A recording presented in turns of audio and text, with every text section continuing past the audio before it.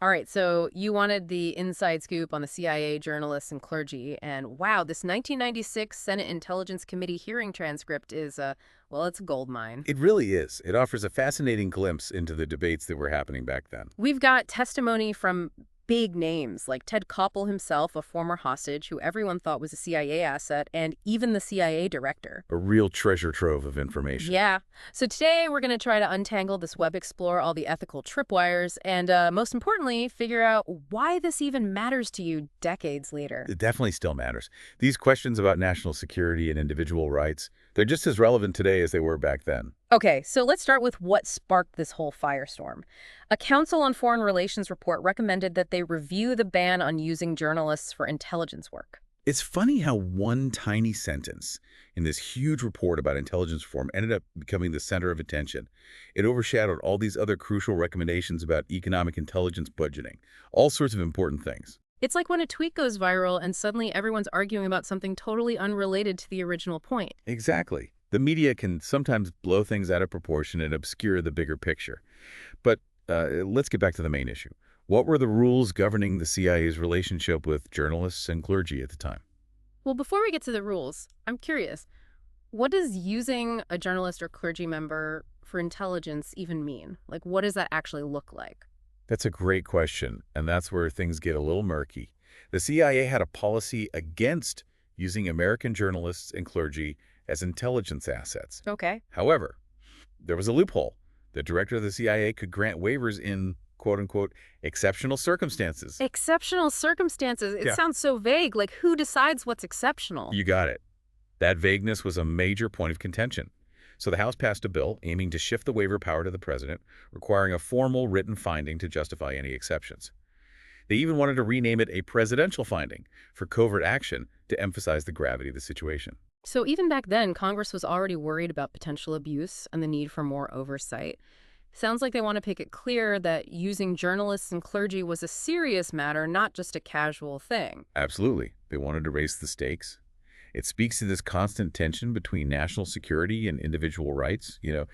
How do you strike a balance between the need for intelligence and the principles of a free press and religious freedom? Heavy stuff.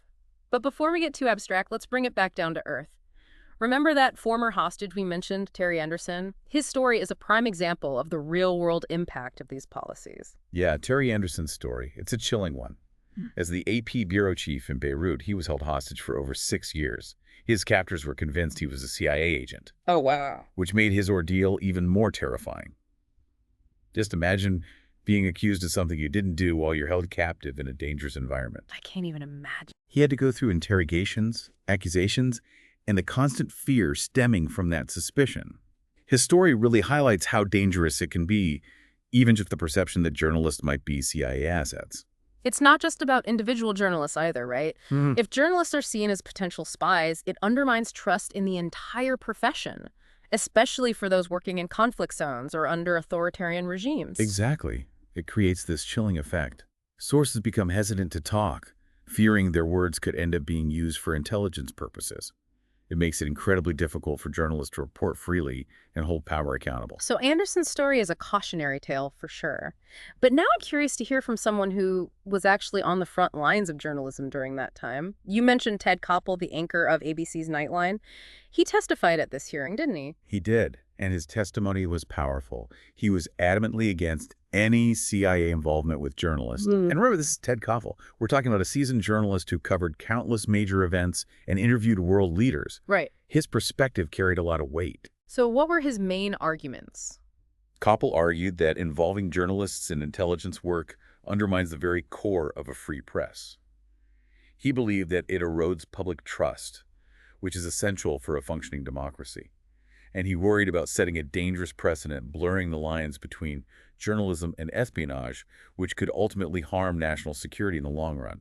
So he wasn't just concerned about the safety of journalists, but about the bigger picture, the impact on democracy itself. It's a powerful argument, and I'm sure it resonated with many people at the time. It did, and it sparked a lively debate. There were those like Ken Edelman who argued that there might be situations where using a journalist could be justified, like preventing a terrorist attack or saving hostages. So Edelman throws a wrench in things. It raises a tough question. Are there any scenarios where the potential benefits outweigh the risks? Exactly. It's a question of balancing competing values, national security versus a free press, a debate that continues to this day. This is already getting intense, and we've only scratched the surface. I want to dive deeper into the specifics of this hearing. You mentioned that religious leaders also testified. What were their concerns? Their concerns were very similar to the journalists. They argued that even the slightest perception of CIA involvement could damage their credibility and hinder their work, particularly in regions where trust is paramount for humanitarian aid or peace-building efforts. So they were worried that even a hint of a connection to the CIA could put their lives and their missions at risk. Precisely. They felt their work was simply incompatible with intelligence gathering. Okay, so we've got journalists, clergy, and a whole lot of ethical dilemmas on the table. Where do we go from here? Now that we've set the stage, let's delve into the specific arguments and key takeaways from this hearing. It's only going to get more interesting from here, I promise. Okay, so we've established that using journalists and clergy for intelligence work, it's complicated, to say the least. But they weren't the only ones who were concerned about this. The Peace Corps also had some serious reservations. Yeah, those volunteers. They're out there trying to spread goodwill, American values around the world. But can you imagine being a Peace Corps volunteer and trying to build trust in a foreign country when everyone thinks you might be a CIA agent in disguise? It would be a disaster. You're trying to do well, and people think you're planting listening devices. Right. It totally defeats the purpose. And Senator Paul Coverdell, who actually used to be the director of the Peace Corps, he was really adamant about keeping the organization completely separate from anything intelligence-related. He testified at the hearing too, right? What did he have to say? He was very passionate about this issue. He said that any association with the CIA would put the safety and the effectiveness of those Peace Corps volunteers at risk. He even shared some pretty interesting stories from his time as director to show the real dangers they faced. Like what kind of situations did he run into? Well, he talked about this one meeting he had with the Solidarity Vice Minister of Education in Warsaw. They were meeting in the former Gestapo headquarters. Talk about an intense setting. And the vice minister just straight up asked Coverdell if the Peace Corps volunteers were CIA. Wow. So even in a place like Poland, which was trying to become more democratic, there was still a lot of suspicion. Yeah, and it wasn't just Poland. Coverdell said this kind of suspicion was everywhere. He even mentioned a really sad story about a Peace Corps volunteer in Bolivia who was killed because someone thought she was a DEA agent. Tragic. A case of mistaken identity with terrible consequences. So Coverdell was totally against any exceptions to this ban on using Peace Corps people for intelligence work. But what about John Deutsch, the CIA director? Where did he stand on all of this? Did he agree with Coverdell? Well, Deutsch did agree that it was important to keep the Peace Corps separate from any intelligence operations. He understood the risks and the potential damage it could do to their mission. But there's always a but, isn't there? He said that there might be some very rare, highly improbable situations where an exception could be justified. Like, he gave this hypothetical example of a journalist who has crucial information that could save American hostages or prevent a terrorist attack with WMDs. Okay. Those extreme ticking time bomb scenarios. So basically he's saying that as the director of Central Intelligence, he couldn't rule out the possibility of needing information from unexpected sources in life or death situations. It's a tough call. You have national security on one hand, but then you've got these ethical considerations and the potential harm to these organizations on the other. Right. And it's important to point out that Deutsch wasn't saying that journalists or clergy or Peace Corps volunteers should be used routinely. He was only talking about those very rare instances where the stakes were incredibly high and the information could potentially save lives. I get it. I see how that would put someone in his position in a difficult spot. But how did the Senate Intelligence Committee react to all of this? Did they agree with this waiver idea? Not really. Senator Arlen Specter, who was the chairman of the committee, he pushed back on Deutsch's idea. He didn't understand why the president couldn't be the one to decide about these exceptions. Why not make it a presidential finding for covert action? A presidential finding? That sounds pretty serious. What does that even mean? It means the president would have to personally approve any exceptions to the ban. So it adds another layer of oversight and makes sure these decisions are taken seriously. Specter's argument was that requiring a presidential finding wouldn't be too much of a burden because these situations are so rare. Plus, it would send a clear message that these decisions were not being made lightly. So he was basically saying, if it's so rare and exceptional, why not get the president involved? Seems reasonable. What did Deutsch say to that? Deutsch wouldn't budge. He was insistent that the director of Central Intelligence should be the one to make these decisions.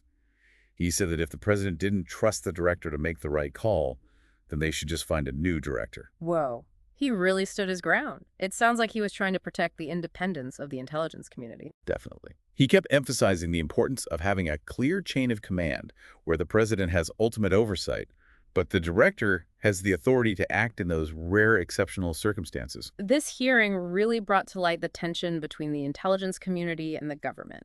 Who gets to make the tough decisions when the stakes are this high? It's a question of authority and accountability. It really is. I thought And it highlights this constant balancing act between national security and individual rights, protecting the country from threats versus protecting the freedoms that define this country. it's a complicated issue with no easy answers. So we've got Deutsch saying we need flexibility, Specter saying the president should be involved, and pretty much everyone else saying don't use journalists, clergy, or Peace Corps people for intelligence work. Sounds like a recipe for a stalemate. It was definitely a heated debate with strong opinions on all sides. But this isn't just about legal stuff or bureaucratic procedures. This is about the principles that make up a free society. Exactly. It raises these really important questions about the role of a free press, the importance of religious institutions, and the trust that allows countries to cooperate with each other. These are fundamental issues that define who we are as a nation. So how do you balance the need for intelligence with these values? Is it even possible to protect both the national security and individual rights at the same time? It's a debate that's still going on today. It really is. And it's become even more complicated with the internet and social media, where information spreads so quickly and it's hard to tell what's true and what's not. So much has changed. We've covered a lot in this part of our deep dive. We've seen the arguments, the concerns, the tensions that surrounded this issue back in 1996. What are your initial thoughts? What stands out to you the most? I think the thing that strikes me the most is how strongly everyone felt about their position. They all genuinely believed that they were right, that their side was the one that would best protect the country. It shows just how difficult these decisions are and how much is on the line. You're right. It's not a simple case of right versus wrong. There are valid arguments on both sides. Ultimately, it comes down to making those really tough choices, weighing those different values, and trying to do what you think is best. Exactly. And that's why it's so important to talk about these things, to look at the issues from different perspectives and to really understand how complicated they are. I agree. And I think we're going to find some potential answers as we continue our deep dive. This hearing was definitely a turning point. It brought up all these difficult questions about the limits of intelligence gathering in a democracy. But we have to remember that these questions are just as relevant today as they were back then, maybe even more so. For sure. So let's take a minute to collect our thoughts, and then we'll explore how this hearing has impacted the way intelligence gathering is done today and what it means for the future. We've been digging into this 1996 hearing about using journalists and clergy and even Peace Corps volunteers for intelligence work. A lot of ethical dilemmas to untangle. It's like peeling back the layers of an onion. We're seeing all these tensions between national security and individual rights. Yeah, and those tensions are very real. There were some really passionate arguments on both sides. One thing that stood out to me was how clear and united the journalists and the religious leaders were in their message. Like they were basically saying, don't even think about using us. Absolutely. They were all on the same page. Yeah. They argued that if they were involved with intelligence activities, it would completely ruin their credibility and basically undermined everything they stood for. And remember Terry Anderson's testimony? It was powerful.